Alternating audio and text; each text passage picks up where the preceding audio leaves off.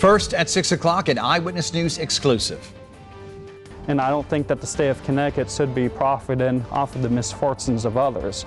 And the reason why I'm speaking out about this is because there are a lot of people who are in my shoes.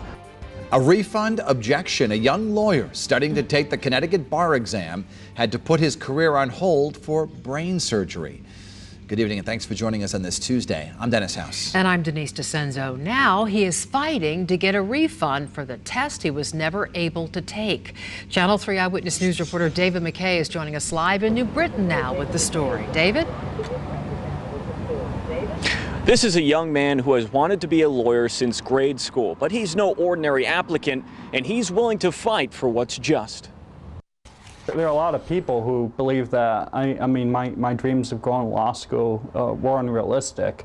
Lined up on the walls of his one-bedroom apartment are the plaques proving he could accomplish his dream. The reason why I wanted to go to law school is because when I was growing up, and I grew up in foster homes and group homes. Now 29 years old, Bobby Burial says he wants to help others that have grown up like him. One of the other things I had to deal with in life is having Asperger's, and so I certainly didn't have an easy time in life.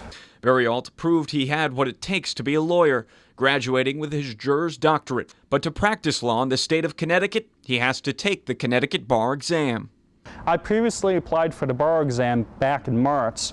But as he studied to take the test this past summer, a cyst in his brain he had back in high school filled with fluid. And that's how big it grew. Burial had to put off taking the test and had surgery in June. I wasn't really in any shape to study for the bar or to even take the bar because I couldn't even walk for a while. When Burial started getting better, his focus was back on the bar, but he didn't want to have to pay for it again.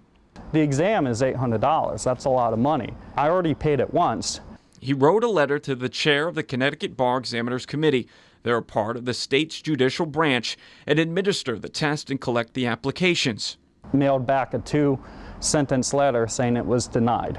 Eyewitness News got a response from the judicial branch saying there is no provision in the rules or regulations for a waiver of the fee, but there is a policy which allows an applicant who withdraws his or her application to take a bar examination at least 30 days prior to the examination shall be entitled to a fee credit of $125.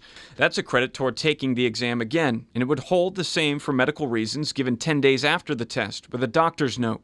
I think if I take one exam, I should only have to pay once. The response from the state means Burial would still have to shell out $675 again. Still, Burial's resolve remains strong. I really want to help people, and I really want to make a difference in our community.